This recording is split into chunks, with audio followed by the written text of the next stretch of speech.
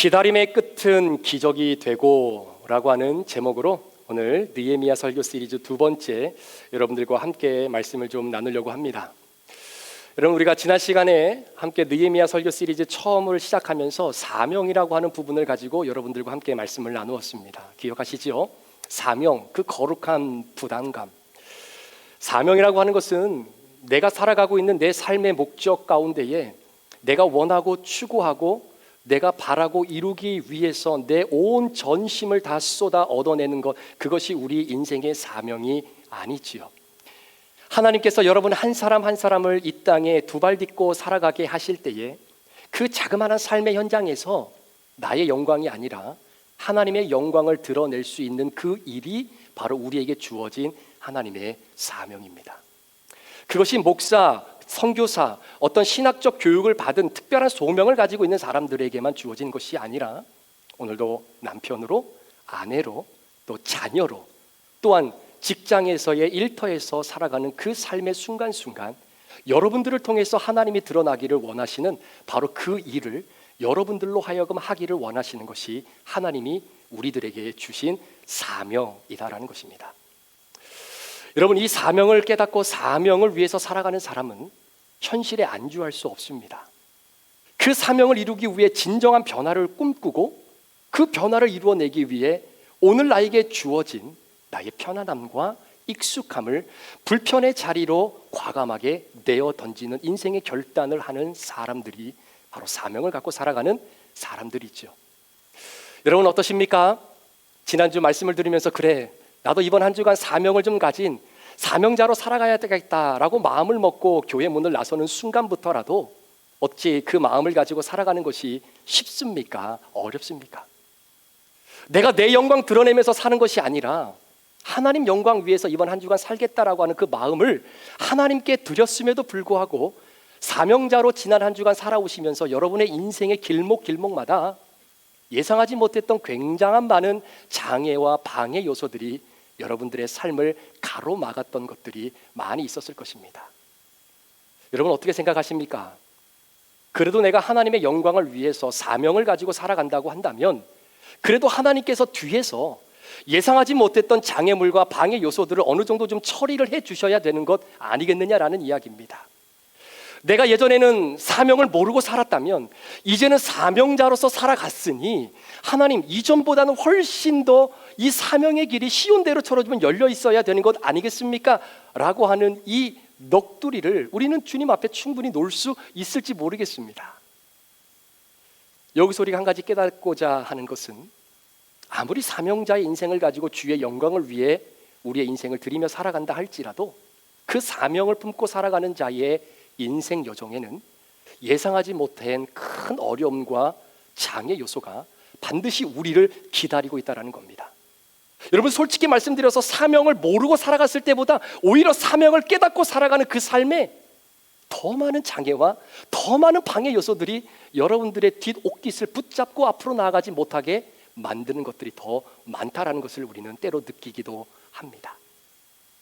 자, 오늘 본문에 등장하는 느헤미야라고 하는 이 주인공, 그도 하나님이 부여해 주신 예루살렘 성벽을 지어야 되겠다라고 하는 바로 그 사명에 불타 있었던 사람 아니겠습니까? 자, 그런데 그 사명을 가지고 살아가는 순간순간마다 느헤미야에게는 이루 말할 수 없는 방해 요소들이 질비하게 너부러져 있는 것을 보게 됩니다.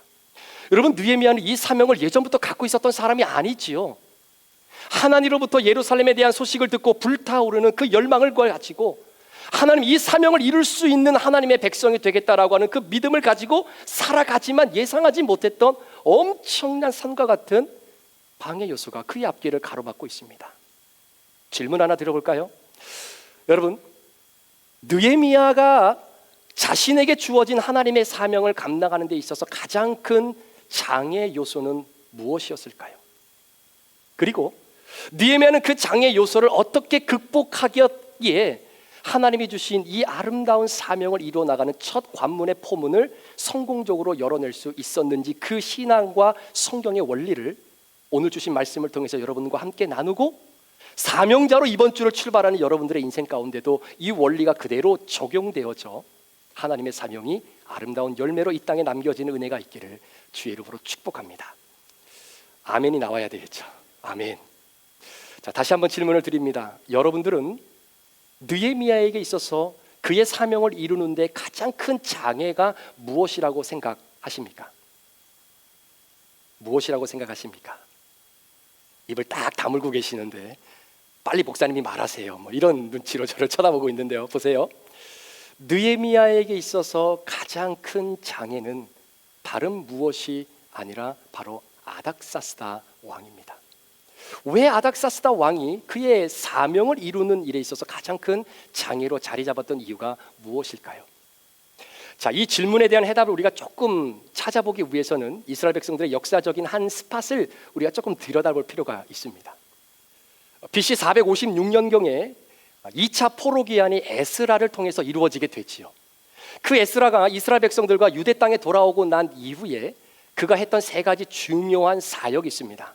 첫 번째 사역은 바로 이스라엘 백성들이 하나님을 포기하고 우상을 숭배하고 있었던 바로 그 모습을 바라보면서 우상을 척결하고 타파하는 그 사역을 에스라가 유대 땅에 도착해서 첫 번째로 했던 사역입니다.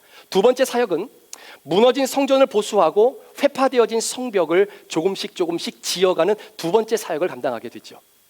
자, 그리고 세 번째 중요한 사역은 굉장히 급격하고 급변적인 어떠한 외침이지만 이스라엘 백성들이 하나님의 순수한 믿음의 혈통을 지키지 못하고 이방 여인들과 결혼을 해서 가정을 이루고 있는 유대인들을 향해 당신들은 그 이방 여인들과 이혼하고 하나님이 주신 신앙의 순수한 혈통을 지켜나가야 된다라고 하는 측면에서 대영적 부흥 운동을 그 땅 가운데 이루어지게 되는 것입니다.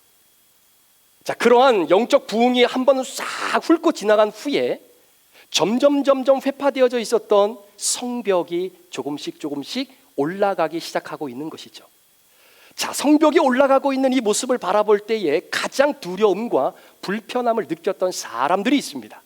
누구였냐면 예루살렘 성에 들어가서 내가 원할 때마다 필요한 것들을 노략질하고 약탈하기를 원했던 이방 민족들에게는 예루살렘 성벽이 쌓여 올라가는 것이 그들에게는 굉장히 불편할 수밖에 없었겠지요. 아무래도 성벽이 높게 쌓여 있으면 시시탐탐 기회가 주어질 때마다 예루살렘 성에 들어가 도적질하는 것이 그들에게는 쉽지 않았기 때문입니다.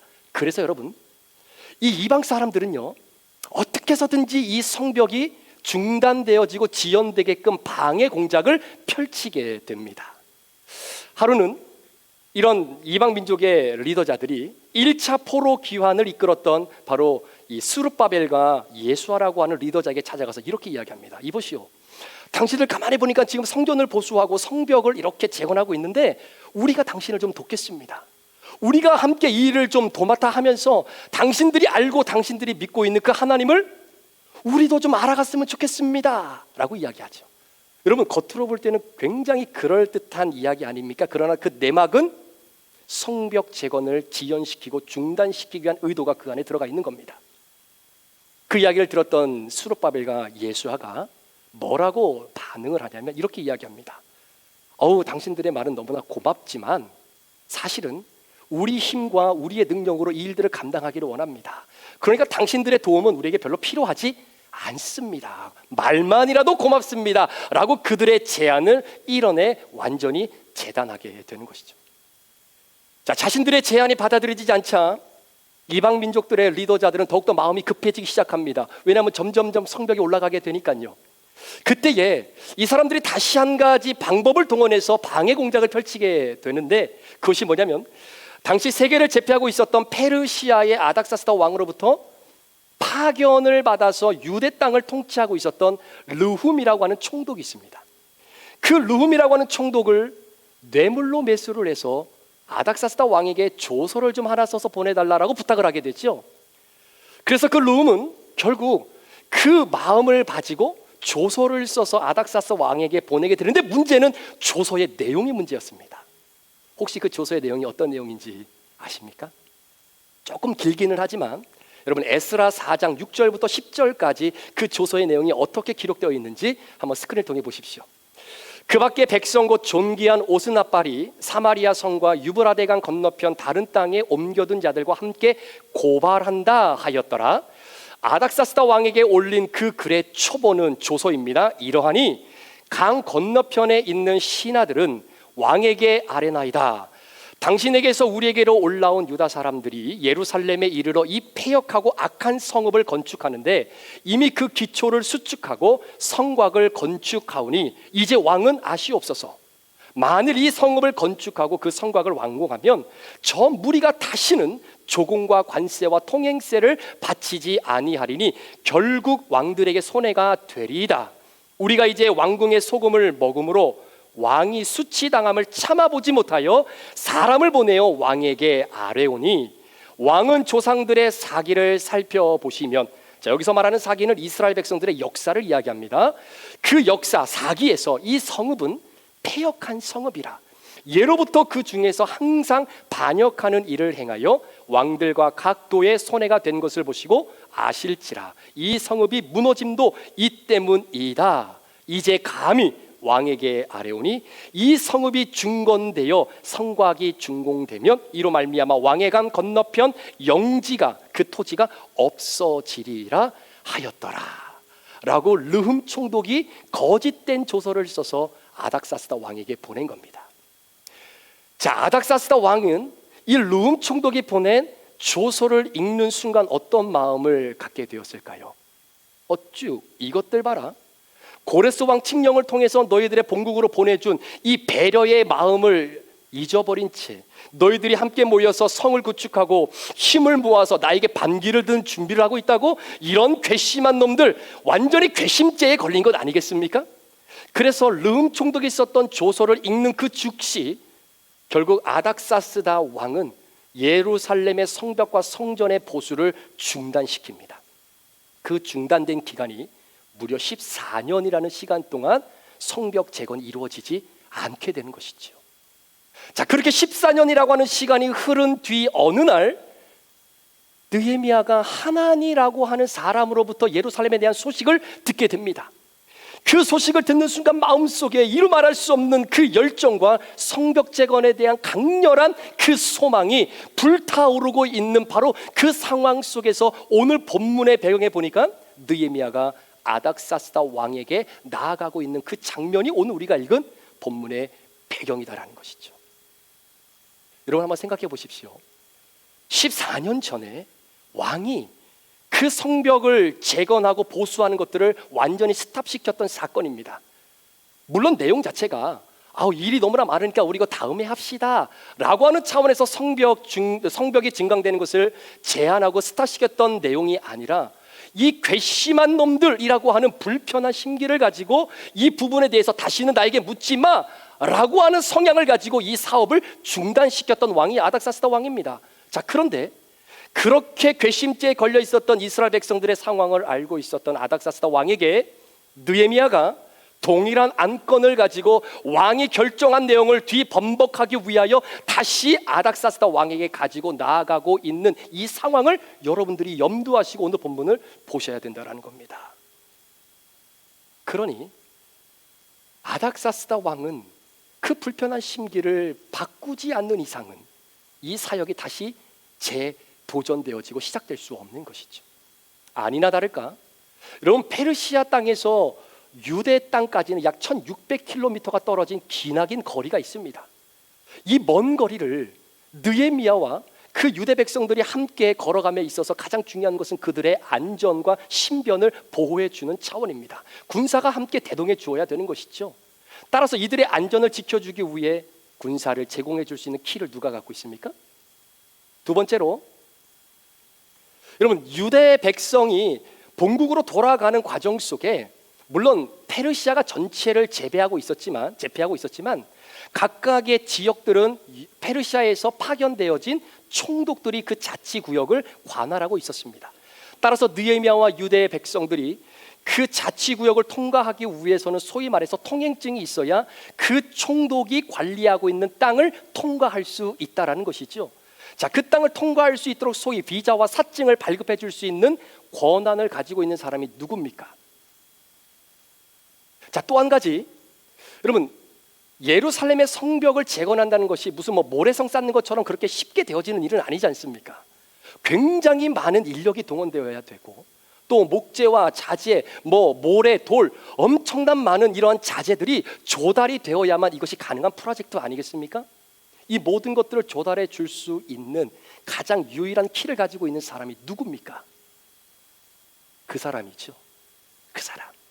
그런데 그 사람의 마음이 불편합니다. 그 사람이 다른 무엇이 아니라 그 일 때문에 완전히 마음이 닫혀져 버린 사람입니다. 그 사람의 마음을 느헤미야가 어떻게 바꿔낼 수 있을까요? 이것이 느헤미야의 사명을 이루는 데 있어서는 가장 큰 장애로 그의 인생 가운데 산같이 버젓이 버티고 있는 겁니다. 어떻게 느헤미야는 이 산과 같은 장애를 극복할 수 있었는지, 그 원리가 오늘 본문에 기록이 되어져 있습니다. 자, 그 원리를 우리가 조금 생각해 보기 위해서 우리가 지난 시간에 말씀을 나누었던 성경 구절 중에 느헤미야 1장 1절의 말씀에 이런 표현이 있습니다. 한번 보실까요? 하갈의 아들 느헤미야의 말이라. 아닥사스다 왕 제20년 기스를 월에 내가 수상궁에 있었는데 라고 표현되어 있습니다. 여기서 우리가 놓치지 말아야 할 표현은 아닥사스다 왕 제20년 기스를 월에라고 하는 표현입니다. 여러분, 기스를 월은 유대 달력의 표현이에요.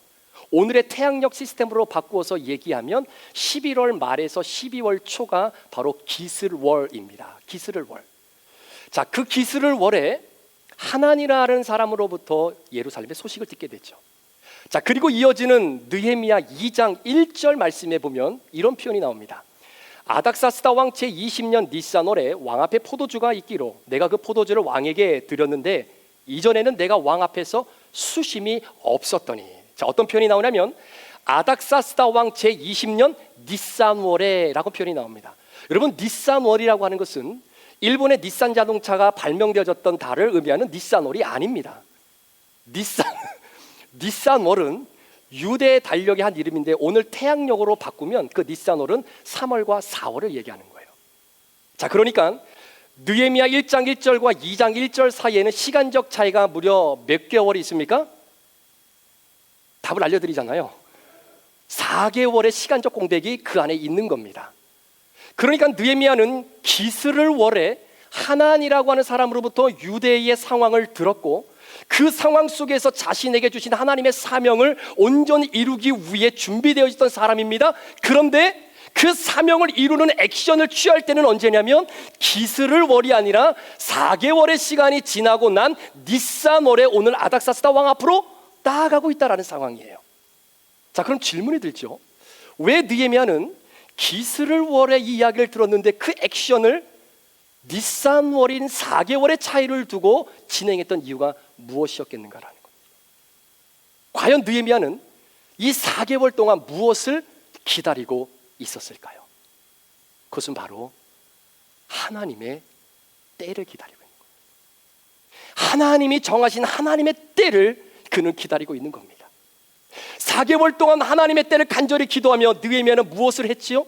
지난 시간에 느헤미야는 한 번도 가보지 않은 예루살렘 그 땅의 모든 민족의 죄를 내 죄라고 고백하며 하나님 앞에 철저하게 민족의 죄를 올려드리며 회개하는 모습을 우리에게 보여줍니다. 기도했겠지요. 자, 그리고 또 어떤 기도를 했을까요?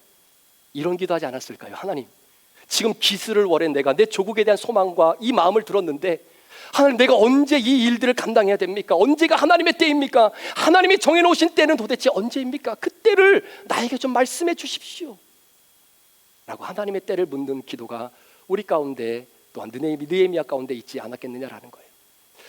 여러분, 우리가 신앙생활하면서 가장 힘들고 어려운 것이 있습니다. 그것이 뭐냐면 바로 하나님의 때를 기다린다라는 거예요.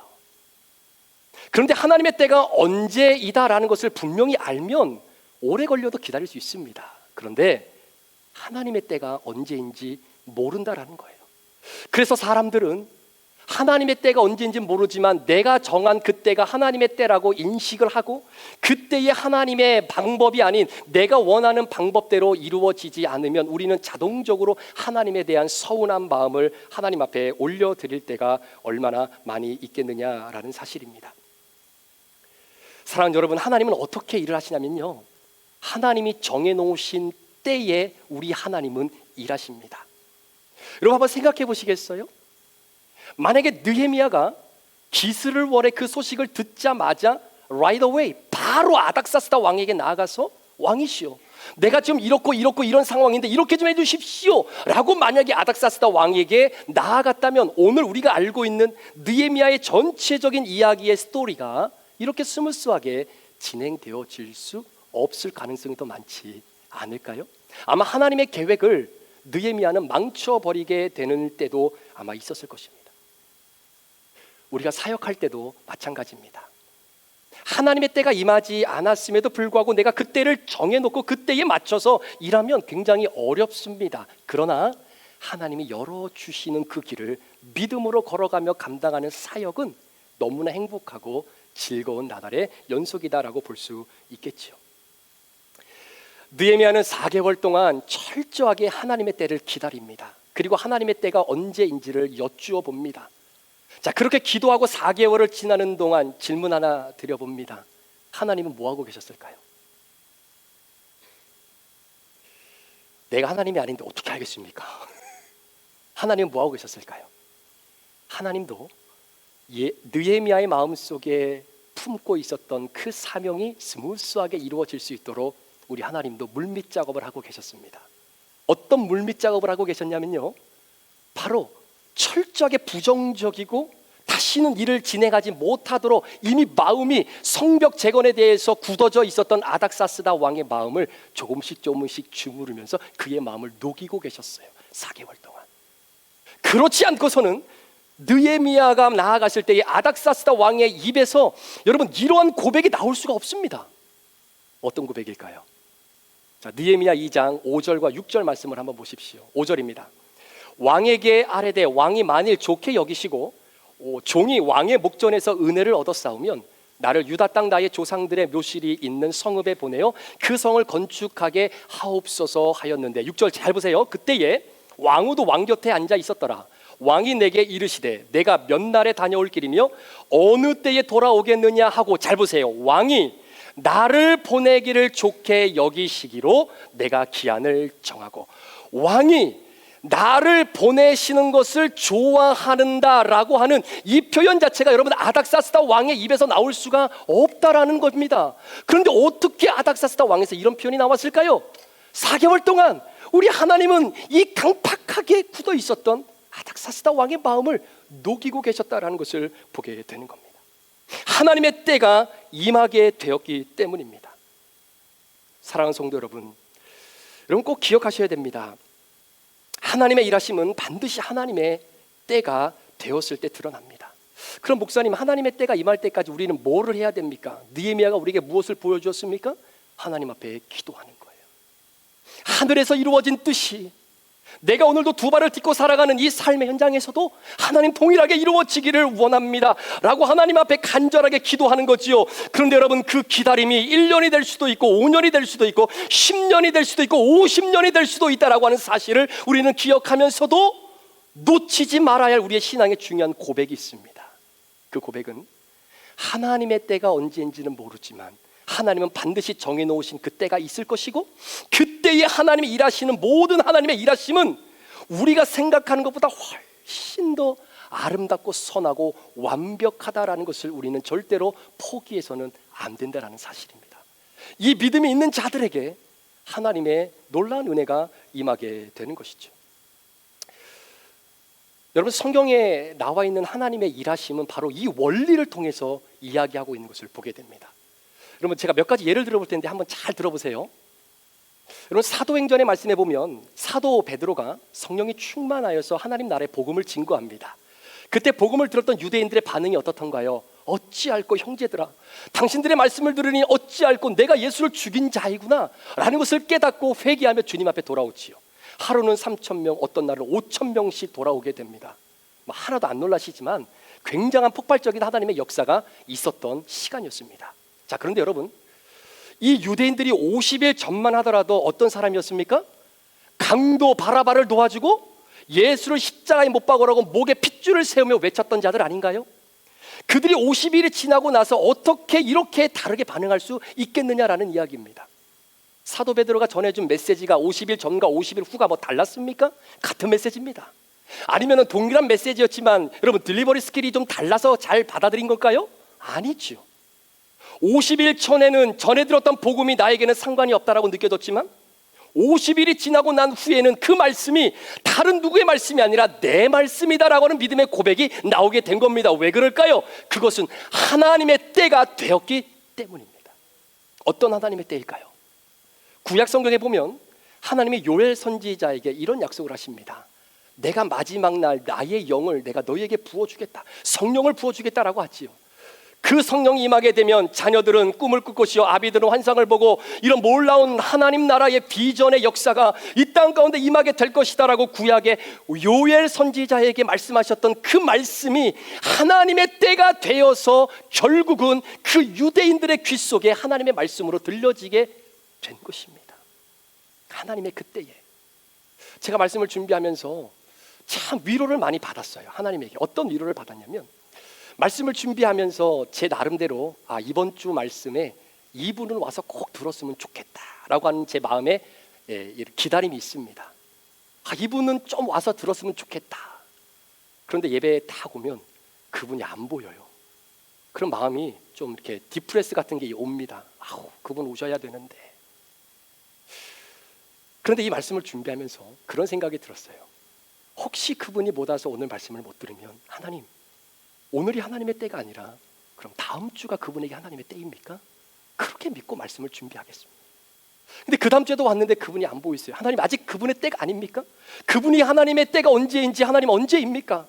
이번 주가 아니면 다음 주, 다음 주가 아니면 그 다음 주, 그 다음 주가 아니면 또 그 다음 주. 하나님 매 주일마다 하나님께서 오늘 주신 말씀이 내 말씀입니다 어찌할꼬? 라고 하나님 앞에 고백하며 나아가는 반응을 할 사람들이 있다라고 생각이 되어진다면 하나님 기다리겠습니다. 하나님의 때를 기다리겠습니다. 그 말씀이 그분에게 주님의 말씀으로 들릴 때를 기다리겠습니다. 마음에 부담감이 좀 사라졌습니다. 아마 오늘 여러분들 가운데서도 함께 들은 말씀이 한 귀로 듣다가 한 귀로 흘려나가는 분들도 아마 계실지 모르겠습니다. 그런 분들은 오늘이 하나님의 때가 아닐 수도 있겠죠. 하나님의 말씀이 다음 주에 그분에게는 진짜 내 인생을 바꿔 놓을 만한 중요한 인생의 스팟을 하나님이 우리에게 걸어 넣어줄 그때가 될 수도 있다라고 하는 믿음을 갖고 한 주 한 주 우리는 그렇게 나아가는 것입니다. 하나님의 때가 되어서야 그 말씀이 나에게 들려지는 그 은혜. 여러분 여호수아의 말씀에 보면 우리가 잘 아는 것처럼 여리고성이 무너지죠. 무너질 때 하나님이 여호수아에게 이런 약속하셨습니다. 앞으로 이 여리고성을 다시 건축하는 사람은 저주를 받을 것이다. 자, 그런데 이스라엘 역사 가운데에 남왕국 유다와 북왕국으로 갈라지고 난 이후에 북왕국 이스라엘에 아합이라고 하는 왕이 있었죠. 굉장히 하나님 앞에 악을 행했던 왕입니다. 근데 이 왕이 어떤 프로젝트를 펼치냐면 바로 무너졌던 여리고성을 다시 건축하는 프로젝트를 준비하게 되죠. 그 프로젝트의 감독 역할을 했던 사람이 누구냐면 베델 사람 히엘입니다. 그런데 베델 사람 히엘은 하나님이 여호수아에게 약속하셨던 말씀을 몰랐는지 성경에 보니까 여리고 성의 터를 닦을 때에 그의 큰아들이 죽어 목숨을 잃게 되죠. 그리고 여리고 성을 짓고 성문을 달 때에 그의 막내 아들이었던 수굽이 목숨을 잃게 됩니다. 여호수아에게 이것을 짓는 자는 저주받을 것이다 라고 약속하셨던 그 말씀으로부터 이 말씀이 이 땅에 응해지는 하나님의 때가 임할 때까지는 무려 500년이라고 하는 시간이 흘러버리게 되는 겁니다. 하나님의 때에 하나님은 반드시 그 일을 하십니다.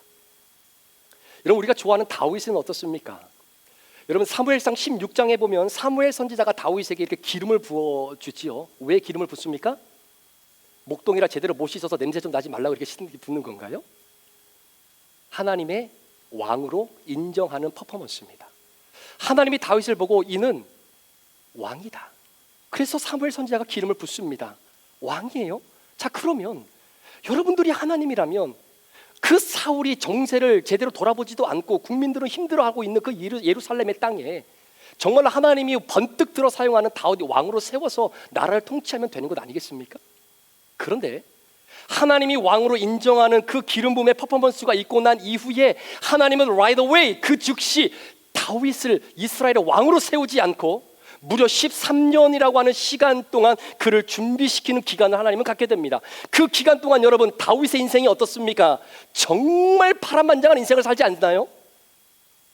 13년 동안 바람 광야, 엔게디 광야, 이런 시내 광야를 돌아다니면서 개돼지 같은 인생을 살아갔던 그 모습이 여러분 다윗에게 있지 않습니까?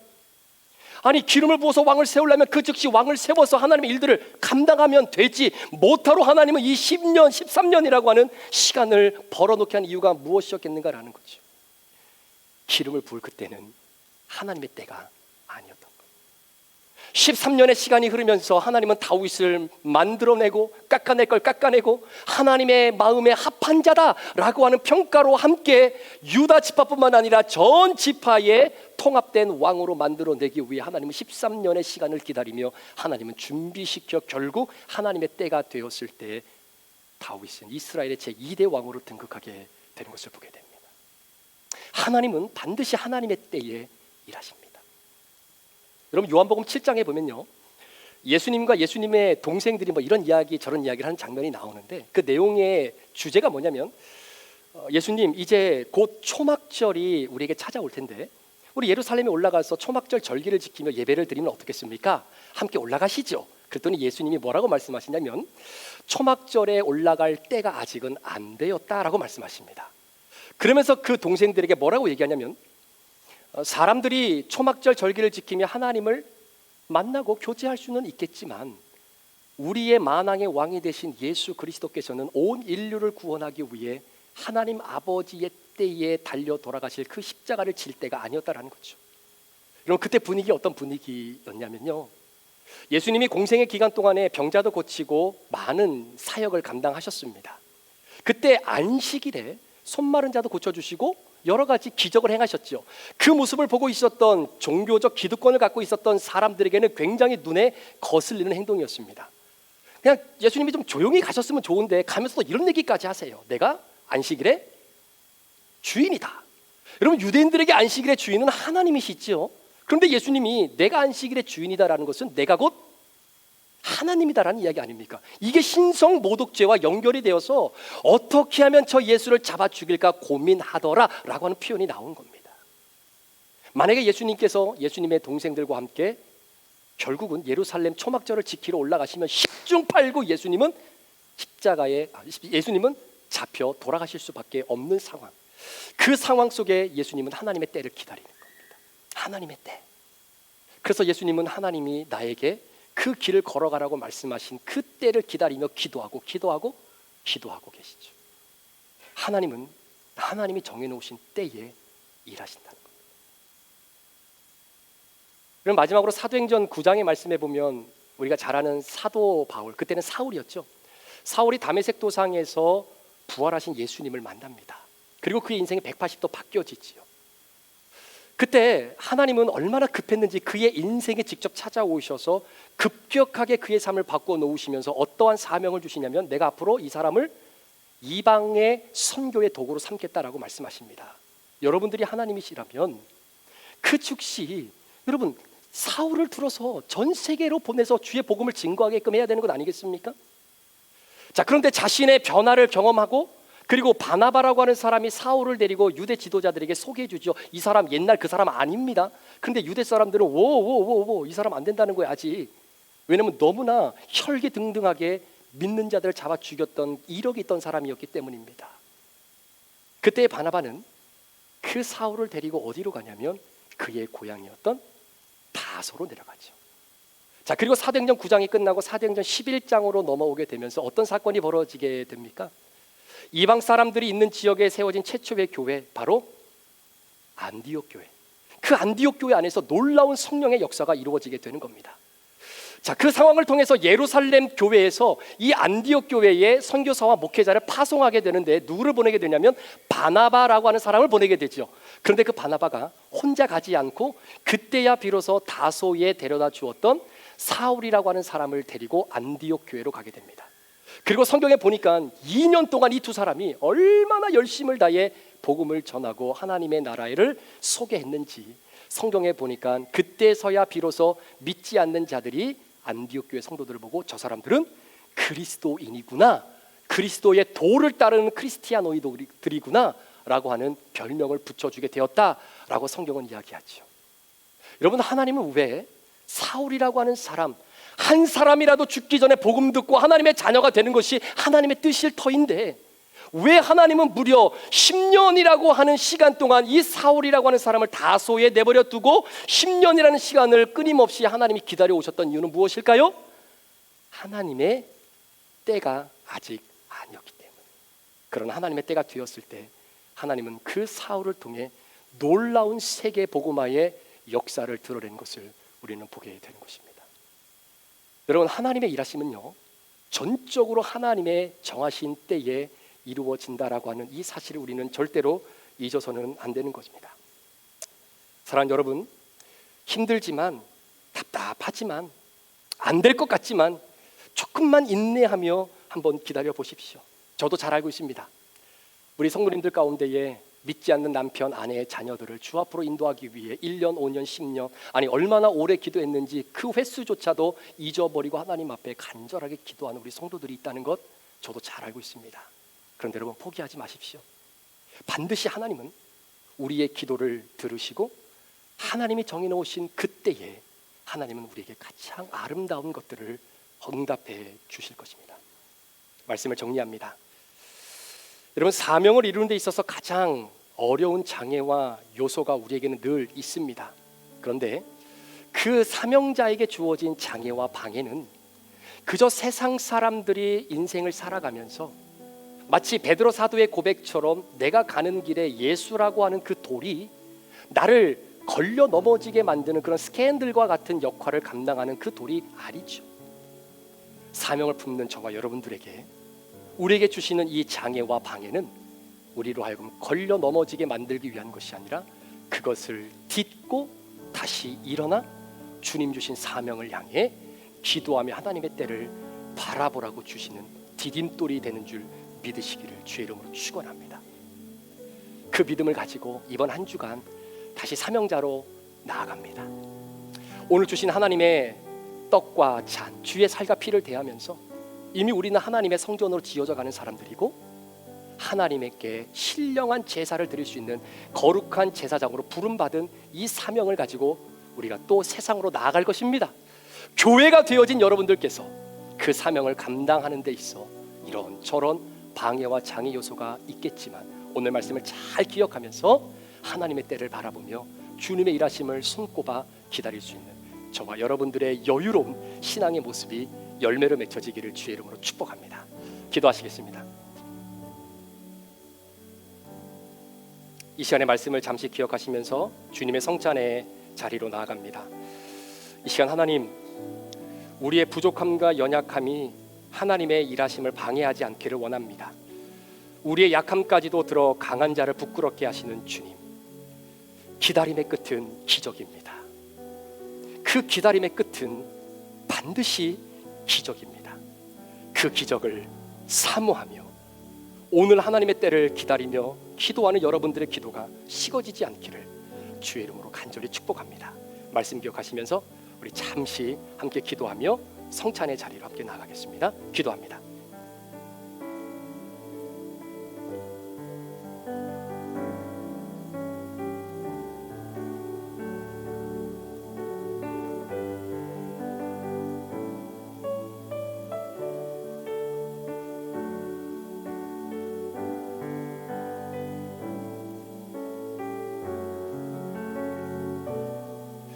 이 시간 우리 사랑하는 귀한 성도들이 하나님께서 주신 그 사명, 삶의 자리에서 온전히 이루어지기를 원하는 마음으로 오늘 주의 성찬을 대합니다.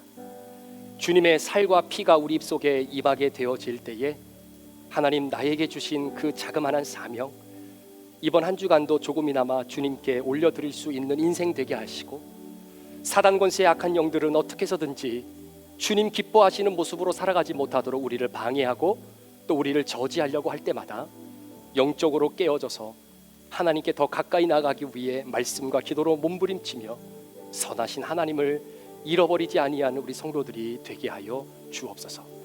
이 시간 주의 성찬을 대할 때에 우리 마음속에 죄악된 것들을 주의 보혈로 씻어주시고 다시금 하나님의 나라를 아름답게 건설해 나가는 교회로서의 사명을 감당할 수 있도록 성령님 도와주시옵소서. 감사를 드리며 예수 그리스도의 존귀하신 이름으로 축복하며 기도합니다. 아멘. 예수님께서 잡히시기 전날 밤 제자들과 함께 마지막 만찬을 나누시면서 제자들에게 떡을 떼어 주시며 말씀하셨습니다. 받아 먹으라, 이것은 나의 몸이니라. 이 몸이 철저하게 너희를 위하여 찢겨지고 조각난 것처럼 그 예수님은 우리의 삶 가운데서도 나로 하여금 이러한 삶을 살아내어 하나님 영광 드러내라고 오늘도 우리에게 귀한 일상을 주셨습니다. 그 일상 속에서 하나님의 하나님 되심을 드러내는 사명자로 제자들에게 오늘 우리에게 말씀하시는 주님의 음성을 기억하기를 원합니다.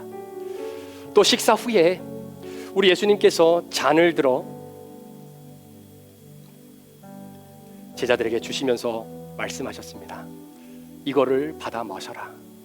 이것은 내가 너희를 위하여 흘리는 바 나의 피, 언약의 피니라. 여러분, 피는 생명을 상징합니다.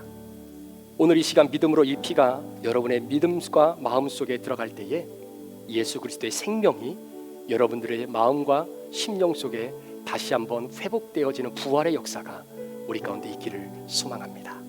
우리 그런 마음으로 함께 주님의 몸과 살을 믿음으로 대하는 시간 갖도록 하겠습니다.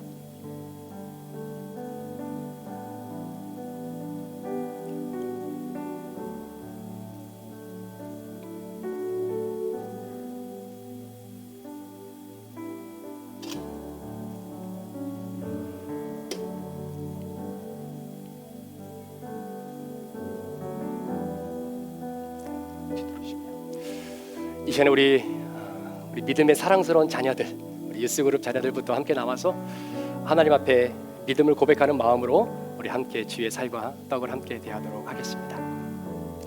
우리 뒷부분부터 우리 세례 성찬 팀장님의 지도를 받으시고 질서 있게 나오셔서 기도하는 마음으로 함께 성찬에 동참해 주시면 감사하겠습니다.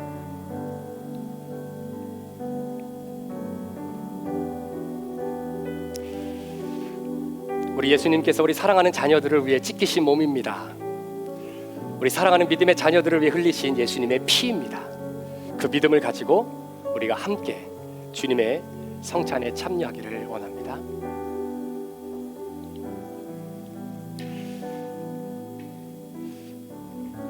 우리 자매님에게, 우리 형제님에게, 우리 집사님에게, 권사님에게 허락되어지신 주님의 몸입니다. 그리고 주님의 피입니다. 주님의 성찬을 믿음으로 대할 때에 그 놀라운 은혜가 우리 가운데 동일하게 재현되리라 믿습니다. 그 믿음을 가지고 함께 이 주의 잔을 또 주의 살을 대하기를 원합니다. 주님의 살과 피를 대할 때에 내가 죽어져 있었던 부분이 다시 한번 회복되고 살아나는 그 부활의 역사가 하나님 우리 가운데 있기를 원합니다. 내 영혼이 부활되어지고 또 내 육체가 강건해지고 또 하나님을 잃어버렸던 내 인생의 한 부분이 다시 한번 주님께로 향해질 수 있는 그 놀라운 부활의 역사가 오늘 성찬을 대하는 내 심령 가운데 임하기를 원합니다. 주님, 은혜를 허락해 주시옵소서. 우리 그런 마음으로 기도하는 마음으로 주의 살과 피를 함께 대합니다.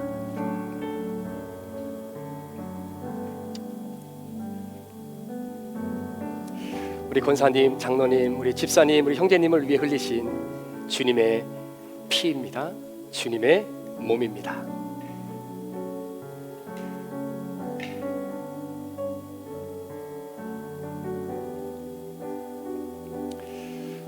우리 사랑하는 장로님을 위해 찢기신 예수님의 몸입니다.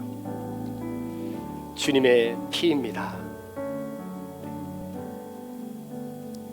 주님 앞에 믿음으로 나를 위해 찢기신 몸과 살을 또 그 피를 함께 대하면서 주님의 고통에 함께 동참하고 또 주님의 치료하심에 동참할 수 있는 우리 모두가 되기를 주의 이름으로 축복합니다. 우리 한 분도 빠짐없이 우리 함께 성찬에 참여해 주시면 감사하겠습니다.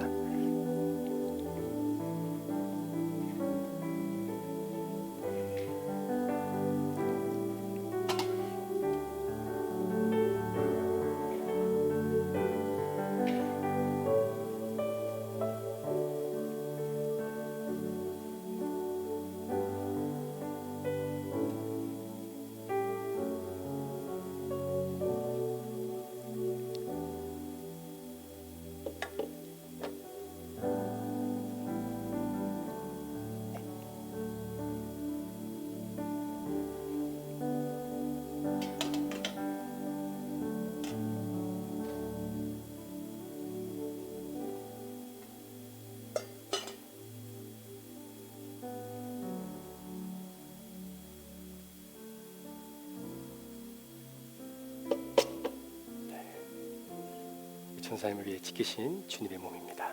우리 장로님을 위해 지키신 주님의 몸입니다. 우리 장로님을 위해 지키신 주님의 몸입니다. 우리 집사님을 위해 지키신 주님의 몸입니다. 전사님을 위해 흘리신 주님의 피입니다. 주님의 피입니다. 주님의 피입니다. 주님의 피입니다.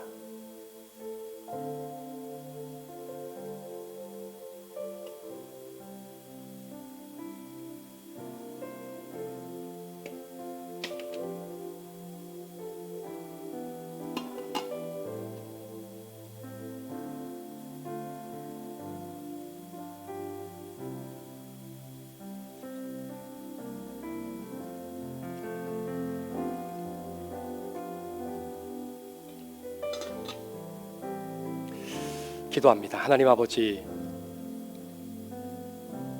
이 시간 하나님 나라를 꿈꾸며 우리의 삶의 현장에 있어 하나님의 정의와 공의와 사랑이 아름답게 드러나기를 소망하는 믿음의 백성들이 오늘 주신 사명을 붙잡고 방해와 장애 요소가 있지만 또한 디딤돌로 삼아 일어나기를 소망하며 오늘 주의 성찬에 참여했습니다. 사명자로 살아간 이번 한 주간 주님의 살과 주님의 피의 능력이 우리 성도들의 뒤를 끊임없이 영적으로 뒷받침할 수 있는 은혜가 있게 하여 주옵소서. 우리를 위해 찢기시고 또한 피 흘려 주시고 그렇게 죽기까지 사랑해 주시고 또 부활하셔서 하나님의 우편에 앉아 계시다가 하나님의 때가 되었을 때에 우리를 영원한 하나님의 나라로 이끌어내시기 위하여 다시 재림의 주님으로 오실 그 주님의 이름을 찬양하며 이 모든 말씀 우리 구주 예수 그리스도의 존귀하신 이름으로 축복하며 기도합니다. 아멘. 우리 다 자리에서 일어나셔서 우리 같이 한번 마지막 결단 찬양 함께 하나님 앞에 올려드리고 우리 축도로 예배 마치겠습니다.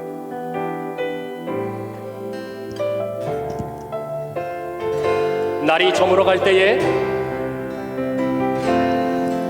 날이 저물어 갈 때 빈들에서 걸을 때 그때가 하나님의 때 내 힘으로 안 될 때 빈손으로 걸을 때 내가 고백해 여호와 이래 주가 일하시네 주가 일하시네 주께 아끼지 않는 자에게 주가 일하시네 주가 일하시네 신뢰하며 걷는 자에게 우리 모인 이곳에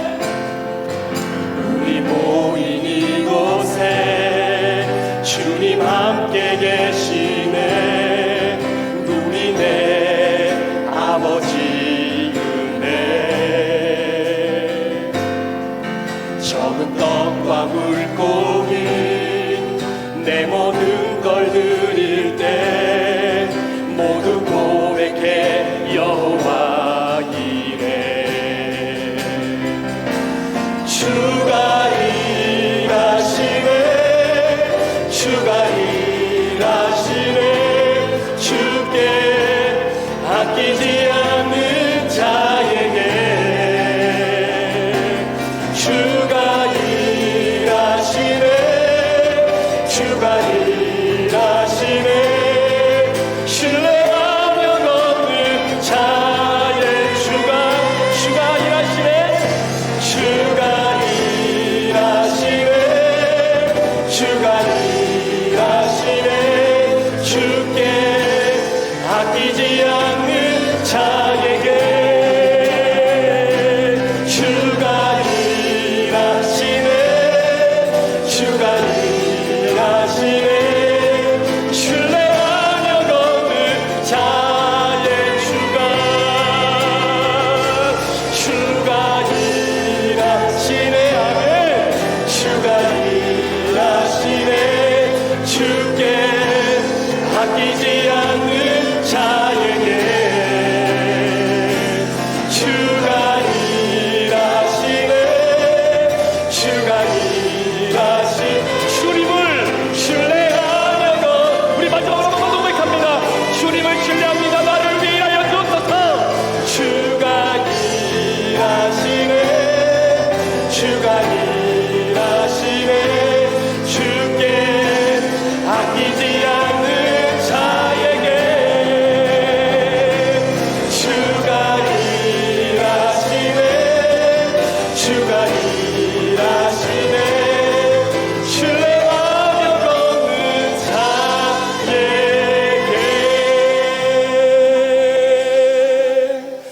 하나님 아버지, 우리 믿음의 귀한 성도들이 주님을 신뢰하며 나아갑니다.